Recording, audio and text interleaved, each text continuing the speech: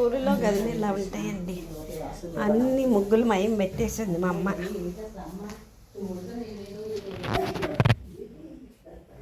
ఇల్లు బాగా ఉన్నా కానీ గుమ్మాలు మాత్రం మెల్లమెల్ల మెరుస్తున్నాయి.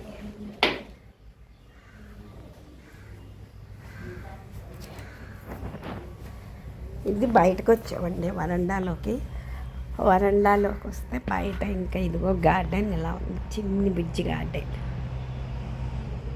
ఈ మందార చెట్టు నా చిన్నప్పుడు వేసిందండి మా అమ్మ. చిన్నప్పటి నుంచి అలాగే పువ్వులు పోతుంది. కొంచెం రెబ్బలయ్యి తగ్గిపోయినాయి కానీ అయినా పువ్వులు తగ్గలేదండి. మళ్ళీ ఇక్కడ ముళ్ళగోరింతో ఏదో అంటాం కదా,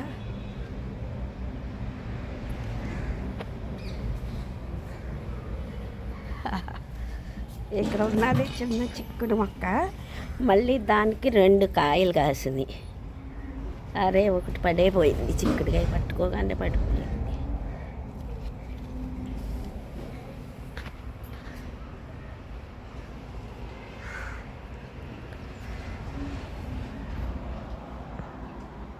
మా అమ్మగారు ఊరు వచ్చారండి. చూడండి గడవలకి 2 ఎలా వేశారు.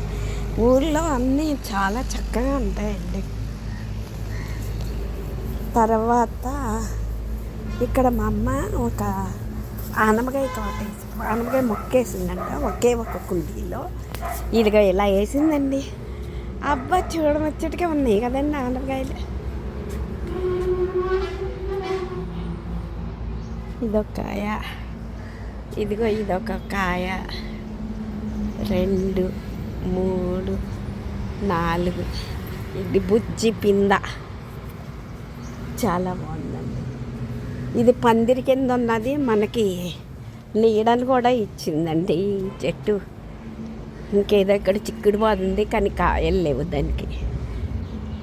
అక్కడ ఒక చిన్న పాకు ఉంది, ఇందులో అంతా వేస్ట్ సామాన్ పడేస్తుందమ్మ. తర్వాత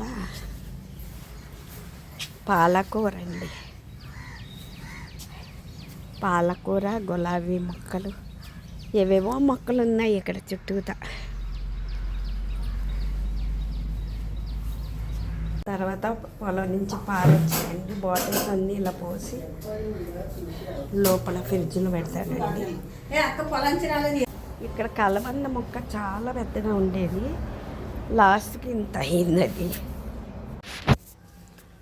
ఇక్కడ కాకరపాతికి ఒక పెద్ద కాయ కాసింది అండి. మిగతా అన్ని చిన్న బుడ్డి కాయలు ఉన్నాయి. ఇది మాత్రం చూడముచ్చటగా ఒక కాయ కాసింది. ఇంత చిన్న పందిరికి ఇంకా బుడ్డి కాయలు చాలా ఉన్నాయి. అక్కడ ఒక దానిమ్మ చెట్టు ఉంది, దానిమ్మ కాదు బత్తాయి చెట్టు ఉంది. ఈ బత్తాయి చెట్టుకి అది కూడా, దానికి కూడా ఒక కాయ.